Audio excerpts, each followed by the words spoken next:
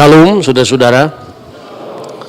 Malam ini kita mau belajar tentang Israel, dari Israel zaman Alkitab sampai Israel modern.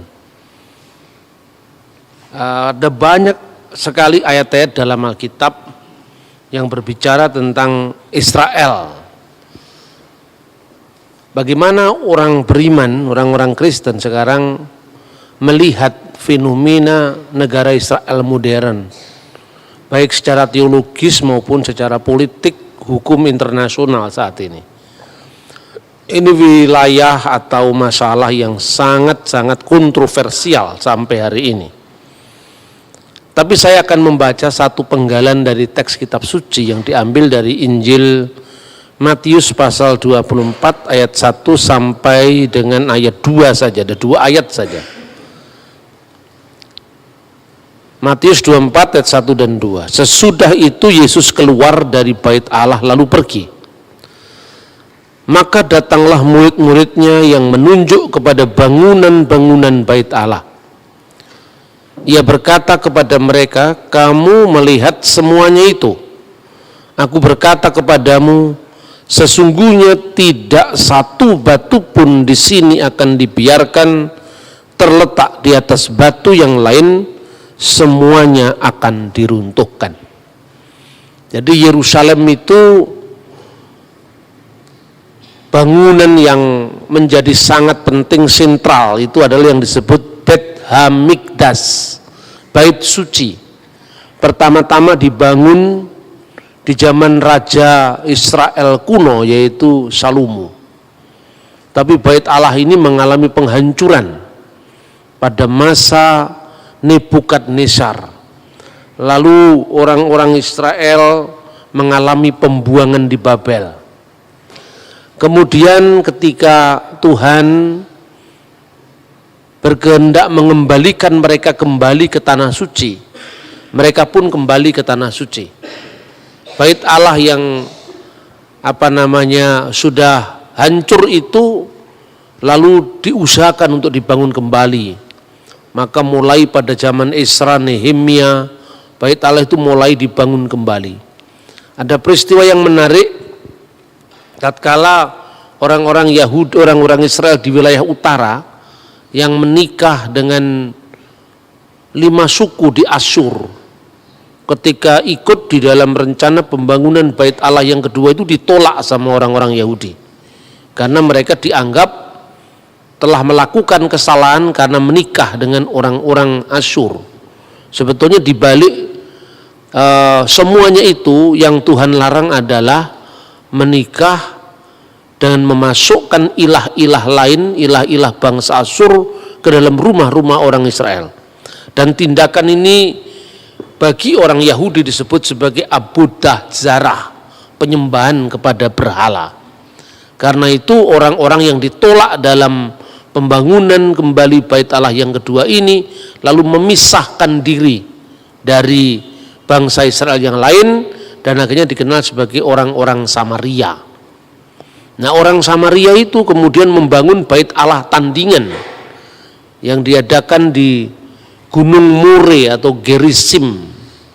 Di sanalah mereka membuat bait Allah tandingan sebagai tandingan dari bait Allah Israel. Mereka juga memperingati upacara-upacara Paskah mereka, sama-sama Paskah. Karena Paskah bagi orang Yahudi itu adalah titik balik dari semua kehidupan mereka ketika mereka menjadi bangsa budak di Mesir, kemudian menjadi bangsa merdeka. Nah, mereka juga memperingati upacara yang dikenal dengan Akidah Yitzhak, artinya pengikatan Iska, tapi itu diadakan kalau orang Yahudi itu di Yerusalem, di bait Allah Yerusalem, kalau orang Samaria di bait Allah Gerizim. Nah, cerita tentang orang Samaria ini memenuhi lembar-lembar perjanjian baru, tentang orang Samaria yang baik hati, yang terkenal, yang dipuji oleh Yesus, ortopraksinya, kelakuannya yang baik dipuji oleh Yesus.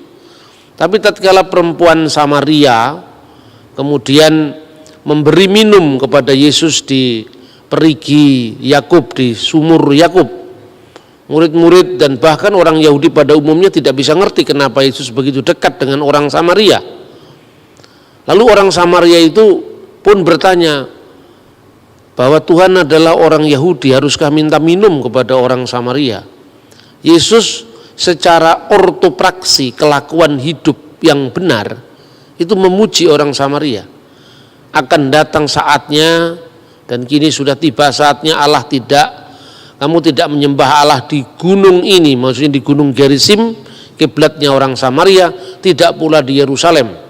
Karena Allah itu roh, maka hendaknya setiap orang menyembah dia dalam roh dan kebenaran. Ungkapan yang sangat terkenal di dalam Yohanes pasal 4 ayat 24. Tetapi Yesus selalu mengatakan dalam konteks orang Samaria itu, bahwa keselamatan itu datang dari bangsa Yahudi. Artinya di sini Yesus memilih secara ortodoksia, secara kebenaran ajaran.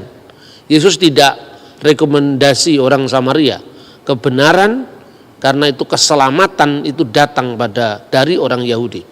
Tetapi secara ortopraksia, secara perilaku hidup yang benar, buah-buah dari iman yang benar, Yesus juga memuji orang Samaria.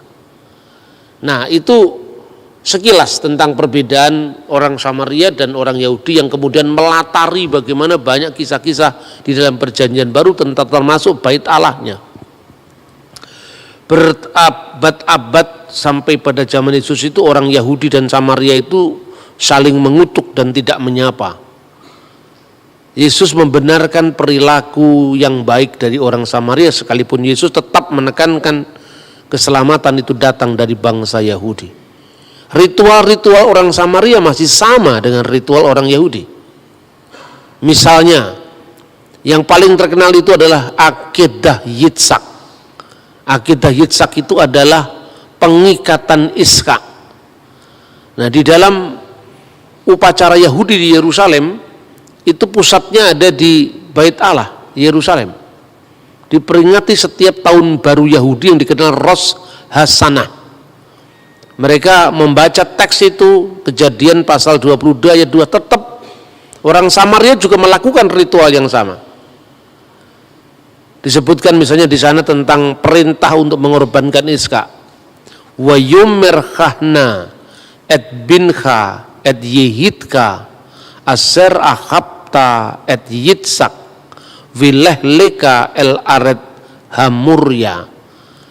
Firman Tuhan, ambillah anakmu yang tunggal yaitu Ishak, yang kau kasih yaitu Ishak, dan bawalah dia ke tanah Moria.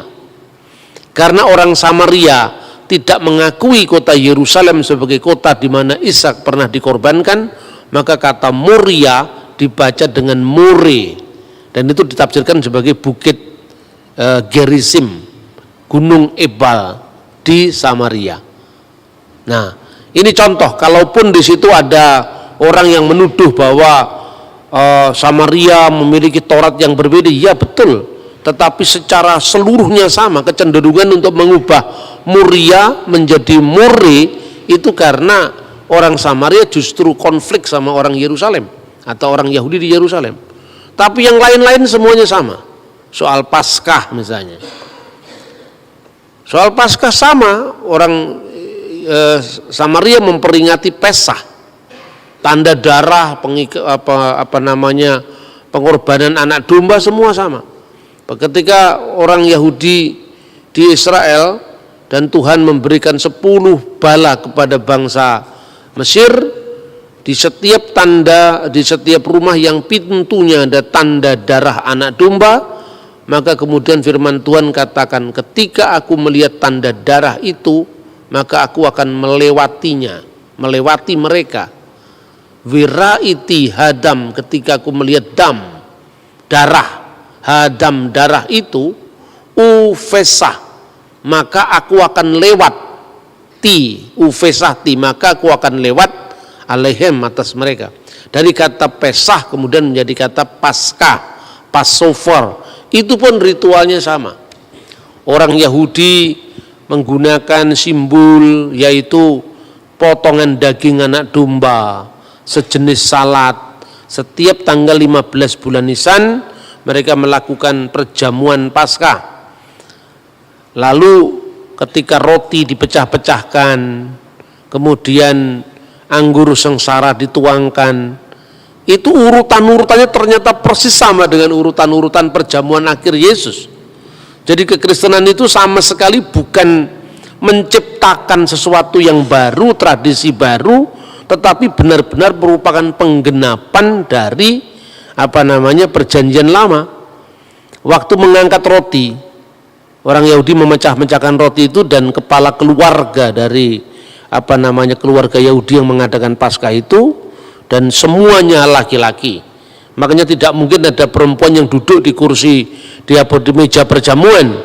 Maka yang namanya Da Vinci Code dan sebagainya nggak usah dilihat, itu orang yang ngawur itu kan. Bagaimana seorang perempuan bisa duduk di meja perjamuan Pesah? Lalu pada saat itu kepala keluarga itu mengungkapkan kata-kata, inilah roti sengsara yang dimakan nenek moyang kita di Mesir.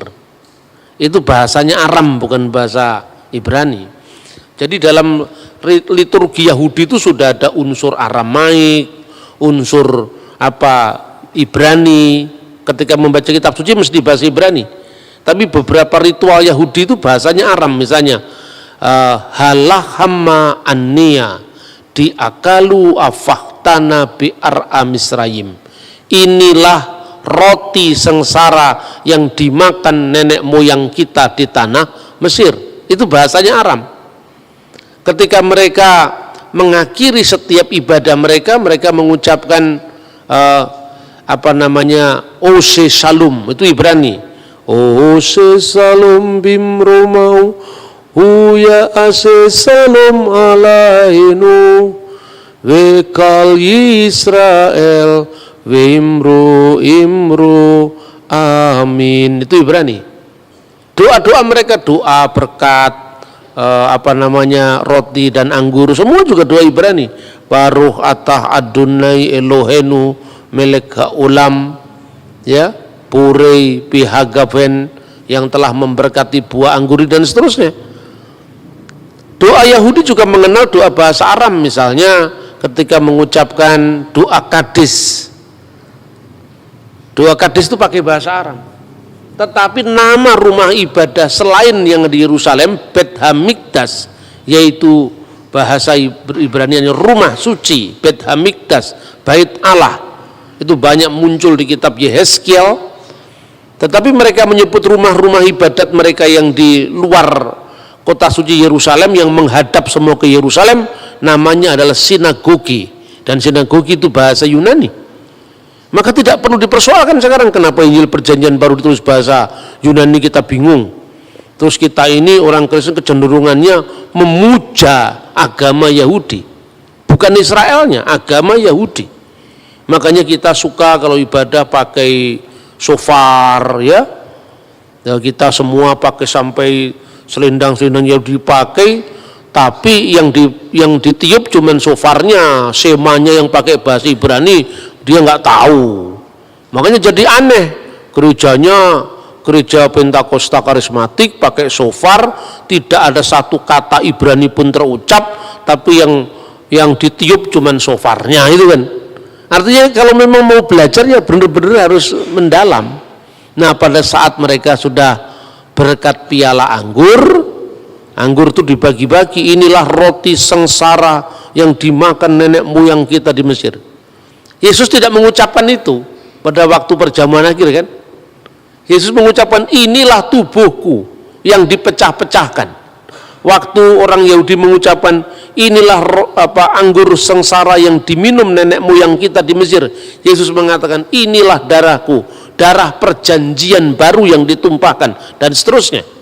Tapi urutannya sama, urutannya memecah-mecahkan roti memberkati, kemudian menuang piala anggur memberkati, dan akhir dari ibadah Paskah itu adalah membaca Mazmur, yang di dalam Alkitab dikatakan, maka setelah menyanyikan nyanyian pujian, Yesus meninggalkan rumah perjamuan akhir itu, dan kemudian dia ke Taman Getsemani. Yang disebut menyanyikan nyanyian pujian itu bermazmur dengan mazmur haleluya. Mazmur-mazmur yang diawali dengan halilu dalam bahasa Ibrani. Terpujilah, halilu. Ya, terpujilah Tuhan, haleluya. Terpujilah Adonai atau Tuhan. Baru dibaca itu. Cara membacanya bagaimana? Ya kayak orang Yahudi selalu mengajikan teks-teks Taurat, teks-teks Jabur atau Mazmur. Dia mengucapkan misalnya samakti bi umerim libet Adonai nilak, ya. Jadi Mizmur li Daud, Mazmur dari Daud. Terus kemudian tata cara ini diambil alih oleh orang-orang Kristen kuno, baik itu orang Ortodok maupun Ritus Timur di Syria, di Mesir, di mana min Mazamir dari kitab Mazmur. Ibraninya Mizmur le Daud, Mazmur dari Daud. Sama orang Kristen diteruskan, kalau dia Yunani bahasanya Yunani, kalau Arab bahasanya Arab, kalau Aramaik bahasanya Aramaik. Mizmur le Daud menjadi min Mazamir le Daud dari Daud. Liyabina Daudin nabi wa malikut tohir barokatuhu alaina amin haleluya. Ini Kristen bukan Islam, bukan. Nah, bahwa Islam mirip dengan itu urusannya mereka. Wong itu kita sebelum Islam sudah ada, Yahudi, Kristen sudah membaca kitab sucinya dengan begitu. Nah, ini saudara-saudara Paskah. Orang Yahudi memahami Paskah itu apa? Paskah keluaran dari tanah Mesir. Maka setelah mereka memecah-mecahkan roti, meminum anggur itu, mereka mengatakan sekalipun inilah kisah Paskah di mana Tuhan dengan tangannya yang perkasa telah menyelamatkan bangsa kita dari perbudakan di tanah Mesir menuju ke tanah perjanjian. Sekalipun kita memiliki kecerdasan, kekayaan, hikmat apapun, tetapi tidak ada yang bisa mengalahkan kisah penyelamatan Paskah. Lalu pada saat orang Yahudi sudah dibuang diaspora, dia menambahkan frasa begini pada saat perayaan Paskah. Hari ini, dulu kita bangsa budak, kita bangsa merdeka. Harapannya menjadi bangsa merdeka. Tahun depan kita di Yerusalem. Hari ini kita di sini, tahun depan kita di Yerusalem. Frasa ini ditambahkan ketika mereka sudah mengalami pembuangan yang kedua. Sejak Jenderal Titus meratakan Yerusalem, Bait Allah menjadi tanah sesuai dengan nubuatan Yesus tadi. Kamu lihat gedung-gedung yang megah ini. Tak satu pun batu terletak di atas batu yang lain, semuanya diratakan menjadi tanah. Sejak satu bangsa Yahudi mengalami diaspora di seluruh dunia. Tetapi setiap Paskah mereka selalu mengatakan, Lesana haba'ah Birusalaim, tahun depan kita di Yerusalem. Setiap dia merayakan Paskah dalam kondisi perbudakan itu selalu mengatakan Lesana ba'ah Birusalaim, tahun depan kita di Yerusalem. Ungkapan itu terus menerus bergema selama 2000 tahun. Maka ini unik ya, bangsa yang sangat unik. Sudah terpencar-pencar di seluruh dunia selama 2000 tahun. Sejak kapan? Sejak runtuhnya Bait Allah. Pada masa Jenderal Titus, kalau menurut penanggalan kita sekarang 5 Agustus tahun 70 Masehi, atau bertepatan dengan tanggal Tisa Be'ab, tanggal 9 bulan Ibrani Ab, tahunnya 823 setelah berdirinya kota Roma, kalau menurut kalender Julian. Itu bertepatan dengan 5 Agustus tahun 70 Masehi, kira-kira jam 3 petang. Bait Allah itu dilalap oleh api memasuki ruang Maha Kudus. Dan waktu itu menurut dokumen Yahudi yang bernama Megillot Ta'anit, gulungan puasa, itu dokumen ditulis tahun 160 Masehi. Sejak saat itu orang Yahudi harus puasa perkabungan di Bait Allah, dan sampai sekarang mereka menangisi itu di bekas sisa tembok satu-satunya yang dikenal oleh orang non-Yahudi dengan tembok ratapan. Istilah tembok ratapan itu sebetulnya ejekan orang non-Yahudi. Lebih populer disebut dalam bahasa Arab haitun al-mubaka, tembok ratapan. Orang Yahudi sendiri suka menyebut dengan tembok barat, hakotel hama'arafi, tembok barat. Mereka tersinggung kalau disebut tembok ratapan, karena orang-orang non-Yahudi yang lihat orang Yahudi menangis di tembok itu, maka disebut haitun al-mubaka, tembok ratapan. Maka melalui deskripsi singkat ini menunjukkan betapa pentingnya Yerusalem bagi orang Israel selama 2000 tahun, sejak tahun 70 sampai nanti dia memproklamirkan kemerdekaannya, itu kemerdekaan Israel tahun 1948, bayangkan. Jadi lebih kurang kira-kira 1910-an tahun, kira-kira hampir kira-kira dari tahun 70 Masehi sampai tahap 1948. 1900 tahun lebih mereka terpencar-pencar di seluruh dunia dan mereka kembali ke tanah air mereka semula, yaitu Israel. Itu catatan Alkitab, itu nubuatan Alkitab, ya kan? Karena itu unik, bagaimana hukum internasional tidak kalang kabut dalam menentukan status Israel. Sementara negeri itu sudah mengalami pendudukan demi pendudukan dari kekuasaan bangsa asing.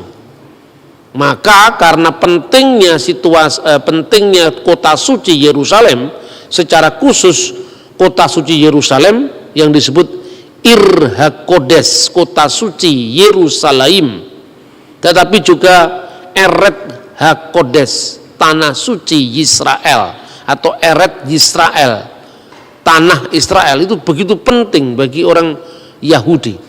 Nah, lalu secara kronologi dari zaman ke zaman kita melihat bagaimana sekarang ini kota suci Yerusalem secara khusus dan tanah Israel pada umumnya itu menjadi perebutan antara Israel dan Palestina. Nah, ada yang membawa dalil agama, ada yang tidak membawa dalil agama, dan itu menarik. Karena apa? Ya, banyak orang Kristen bingung kemudian menyikapi itu. Katanya itu Israel menjajah Palestina, Pak. Nah, orang lain lagi mengatakan, oh tidak, itu memang haknya Israel.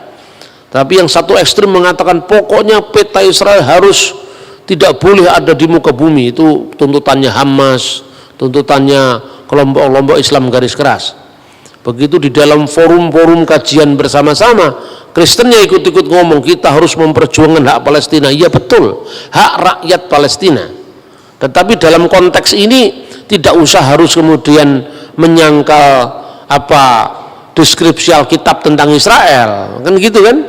Nah, satu pihak ketika kita membela Israel, juga kita tidak boleh tutup mata terhadap penderitaan rakyat Palestina yang menjadi korban konflik itu.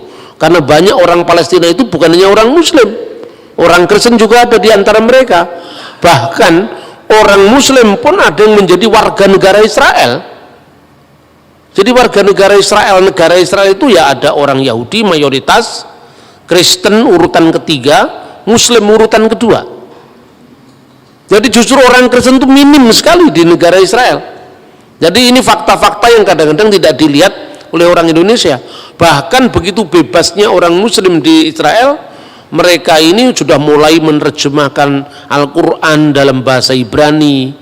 Maka muncul Quran bahasa Ibrani sekarang itu sejak tahun 1970-an udah terbit itu.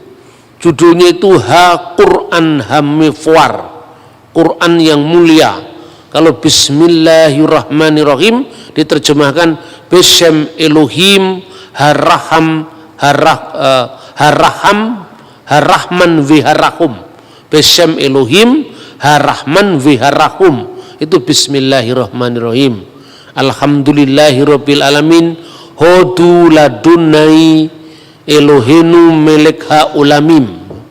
Itu Al-Fatihah itu. Jadi tidak setiap Anda ngomong Elohim langsung automatically itu Kristen, apalagi kita sudah pakai nama misalnya GBI Elohim, belum tentu, karena di sana Elohim dipakai orang Islam. Begitu juga kata Allah belum tentu itu Islam, karena di Timur Tengah bahkan sebelum zaman Islam Istilah-istilah Arab itu sudah dipakai oleh orang Kristen. Terbukti apa? Prasasti-prasasti atau batu-batu bertulis yang berbahasa Arab itu ditemukan sebelum zaman Muhammad lahir dan kebanyakan ditemukan di gereja Kristen gitu. Jadi kita ini kan kadang-kadang Islamnya lebih Arab ketimbang orang Arab, Kristennya lebih koboi dari orang Barat. Akibatnya Kristen dibatasi dengan bahasa Ibrani. Lalu kalau kita tidak ngomong Yeshua HaMashiach seolah-olah tidak sah, ya toh? Orang Yahudi tidak pernah ngomong Yahweh, kita Yahweh. Itu dari mana itu? Kan itu kan? Lebih parah lagi ketika Anda baca Perjanjian Baru, tidak sepotong pun itu kata Yahweh muncul di sana. Jadi tren sekarang.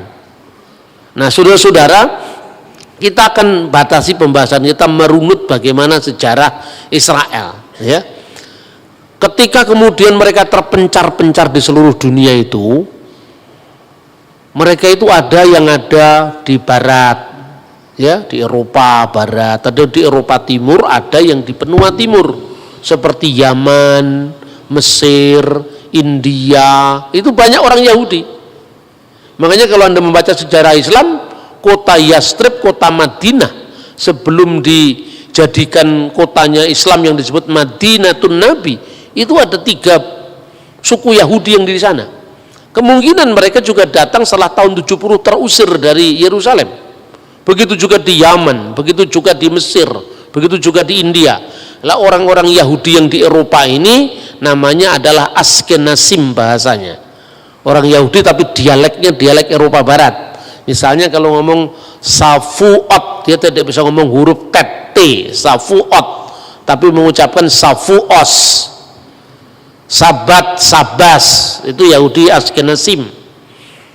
Ya, banyak orang-orang Israel yang sekarang jadi pejabat-pejabat pemerintah itu Yahudi Askenazim karena mereka emigran aliyah dari Eropa, aliyah dari Amerika. Tapi kalau mereka dari Yahudi Spanyol, orang-orang Yahudi Spanyol itu lebih fasih bahasa Ibrani. Kalau ngomong Safuot ya Safuot. Safuot itu Pentakosta maksudnya. Kalau ngomong Sabat ya Sabat. Baruh atah Adonai Elohenu melek olam, bahasanya lebih fasih. Begitu juga orang Yahudi itu dinamakan orang-orang Yahudi Sephardim, yang di barat, Eropa Barat, Amerika, Yahudi Askenazim, yang Yahudi di wilayah Eropa Timur, Spanyol secara khusus namanya Sephardim. Orang-orang Yahudi yang di Yaman, di Mesir itu namanya Misrahin. Jadi ada 3 kelompok itu bahasanya, dialeknya agak beda. Dan bahasa Ibrani sekarang cukup bisa dibedakan dengan bahasa Ibrani klasik dalam Alkitab. Nah, tapi satu mujizat luar biasa yang kita lihat, Pak. Bahasa Ibrani itu menjadi bahasa mati selama 2000 tahun. Bayangkan, 2000 tahun itu cuma jadi bahasa-bahasa di tempat ibadah. Paling-paling kalau di anak orang Yahudi dia membaca Shema Yisrael Adonai Elohenu Adonai Echad. Itu kalau orang-orang Sephardim bahasanya begitu. Jadi mendayu-dayu kayak Islam, bukan kayak Islam kayak ini lebih tepat karena ini lebih tua daripada Islam. Adonai Elohenu Adonai Echad, sambil meniup shofar itu. Terus kemudian kan mirip dengan Hayyalas Shalah. Tapi kalau dia orang Yahudi dari Spanyol, orang Yahudi Spanyol yang mengucapkan, kalau orang Yahudi Askenazim mirip Protestan, mirip Katolik, karena pengaruh Barat Kristen itu kuat. Misalnya Shema Yisrael Adonai Eloheinu Adonai Echad, itu kalau Yahudi yang di Barat. Tapi baik yang Shema Israel maupun yang Shema Yisrael, jangan salah paham, dua-duanya nggak percaya Yesus. Itu yang penting. Jadi jangan ke Yahudi-Yahudian, sudahlah warisi gereja yang apa adanya. Kita ini memang mewarisi multikulturalisme gereja. Ya karena Yesus itu memang Tuhan segala bangsa, bukan hanya miliknya satu suku bangsa tertentu. Maka kalau kita membaca Alkitab pun warisan bahasa yang multilingual itu kita warisi. Perjanjian lama itu bahasa Ibrani mayoritas, tapi ada beberapa pasal dari perjanjian lama bahasa Aram. Separuh dari kitab Daniel itu bahasanya Aram. Seluruh perjanjian baru bahasanya Yunani, tetapi stylenya Aramaik. Banyak kata-kata Aram yang muncul, misalnya Gabata, Evata, sebetulnya Etfata. Di ejaan Yunani jadi Evata, Tali Takum, Eli lama sabaktani. Itu kan bahasa Aram. Jadi stylenya itu bahasa Aram, tapi memang lingua franca saat itu bahasa Yunani. Nah, orang ini begitu fanatiknya karena Yesus orang Israel, Yesus harus berbahasa Ibrani. Orang Israel tidak berbahasa Ibrani, bahasa Aram waktu itu. Bahasa Ibrani itu hanya bahasa untuk pengajian Torah, bahasa untuk membaca kitab Torah, bahasa untuk membaca kitab Tehillim atau Mazmur atau Nevim atau nabi-nabi. Tapi sehari-hari mereka, Yesus berdialog dengan Pilatus pakai bahasa Yunani. Yesus bicara dengan para muridnya, Petrus, Andreas, bahasa Aramaik. Yesus bicara di sinagoga, menerima kitab gulungan Nabi Yesaya, bahasa Ibrani. Lah kita malah ikut-ikut Islam, Arab semua, kita Ibrani semua, anti Yunani itu kan. Kita ini aneh, dikasih banyak bahasa cuma memutlakkan satu. Itu ciri khas kekristenan yang tidak dimiliki oleh agama lain. Nah itu loh. Maka sebetulnya kita ini berbahagia menjadi seorang Kristiani karena kita mewarisi Ibrani, kita mewarisi Aramaik, kita mewarisi lingua franca Yunani. Saya tanya, kalau seandainya semua perjanjian baru kamu andaikan ditulis dalam bahasa Ibrani, bagaimana Paulus menginjil ke Malta, ke Athena, ya toh? Daerah wilayah Yerusalem ke arah barat itu semua bahasa Yunani sebagai lingua franca. Coba paling sederhana dari apa yang dikatakan dalam kitab suci. Misalnya, tatkala kita menyebut satu orang namanya Petrus, sekaligus bernama Simon, sekaligus bernama Kefas, itu 3 bahasa. Simon itu Ibrani, Kefah itu Aram, menjadi kata Kefas tadi Kefa. Kemudian Petrus itu Yunani. Bayangkan, itu menunjukkan bahwa dia mewarisi warisan multilingual. Kalau Anda orang Manado atau orang ini begitu jadi Kristen, nama-nama lokalnya hilang. Tetapi kalau Anda orang Jawa, nama lokalnya masih ada, ditambahi nama Kristen, nama Sansekerta, kan itu kan kemajemukan masyarakat. Nama saya Bambang itu nama Jawa, Jawa asli itu. Tapi Jawa sejak abad 16, zaman abad 13, 14 Majapahit belum ada nama Bambang. Itu nama sejak zaman Mataram. Jadi kalau ada orang namanya Bambang dari zaman Majapahit pasti bohong itu gitu loh. Kira-kira seperti itu. Gampang sekali dengan bahasa itu. Nur itu bahasa Arab, Sena itu bahasa Sansekerta. Dari satu orang saya ini nama saya 3 bahasa. Karena apa? Masyarakat saya Jawa itu masyarakat yang multilingual. Tetapi ketika Islam masuk ke Aceh, bahasa lokalnya hilang semua. Abdul Ghafur, Abdul Aziz, Muhammad, Ahmad, Ramadan, namanya itu semua kan hilang namanya. Di Manado, bahasa lokalnya Manado seperti misalnya nama Pingkan jarang didengar. Tapi semua satu kampung namanya Maria, namanya Marta, sampai sulit membedakan. Benar nggak? Dari situ kita bisa lihat pengaruh tebal tipisnya budaya.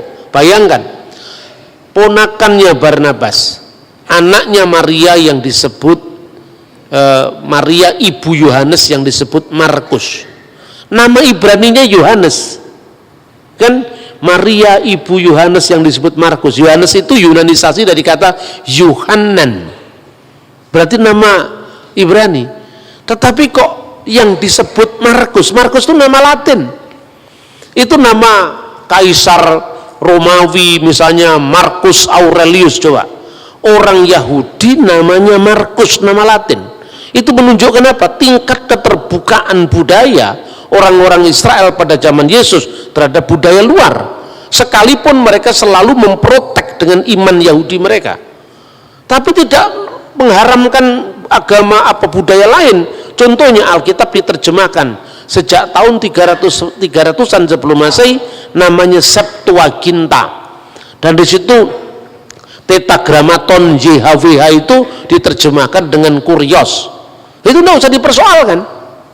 Nah, justru yang dipersoalkan bagi kita itu gini, ketika kita bicara tentang Israel itu antara kekaguman, ketakjuban akan karya Allah dan mujizat bangsa Israel itu, tapi juga tidak boleh kehilangan semangat kita untuk kita tetap memberitakan Injil. Karena ternyata orang Israel yang kita kagumi, yang kita sanjung-sanjung itu malah tidak percaya atau belum percaya dengan Injil. Itu satu. Kedua, kita harus memilah Yahudi yang ditawarkan kepada kita ini Yahudi dari abad keberapa. Maka kita harus lihat sejarahnya runut. Malah kita ini orang Kristen ikut-ikut jadi Yahudi. Terus sekarang ada sinagognya di Manado. Gara-gara dia bisa menemukan saya turunan Yahudi dari suku apa, ditinggal Tuhan Yesus. Keterikatan darah lebih kuat daripada keterikatan iman, gitu loh. Makanya orang Kristen tidak boleh mengalami penyakit yang namanya minderwaardigheid kompleks, kata orang Belanda. Jadi penyakit minder ini yang membuat Anda ini pengikut Yesus kok minder, kan gitu kan, nggak boleh yang seperti itu.